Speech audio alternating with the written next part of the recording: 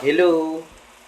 So, ayan, ang vlog natin ngayon is history para sa mga bata at hindi pa nakakaalam.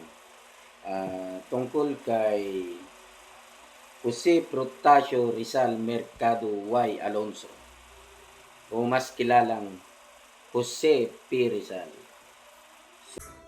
So, ayan mga lodi, dito na tayo sa Luneta. Noong June 19, 1861 ay pinanganak si Jose Protasio Rizal Mercado Y. Alonso o mas kilalang Jose Rizal sa Calamba, Laguna.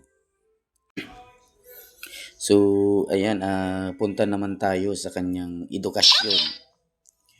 Ayan, si Dr. Jose Rizal, mga lodi, ay nag-aral siya sa Ateneo Municipal de Manila at Universidad ng Santo Tomas. Siya ay isang polymath, mahusay sa medisina, pagpinta, pagsulat, at eksperto sa maraming wika.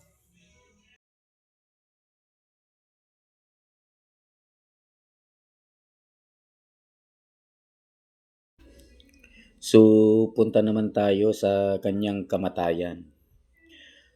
Noong December 30, 1896 ay binaril siya sa Bagumbayan o Luneta sa paratang ng rebelyon laban sa mga Espanya. So, ayan, hindi na natin nailahad-lahat ang detalye ni Dr. Jose Rizal. Mga bata, sana may napulot kayong aral. Ito ang dahilan kung bakit maraming turista na pumupunta dito dahil maganda ang kasaysayan ng Luneta.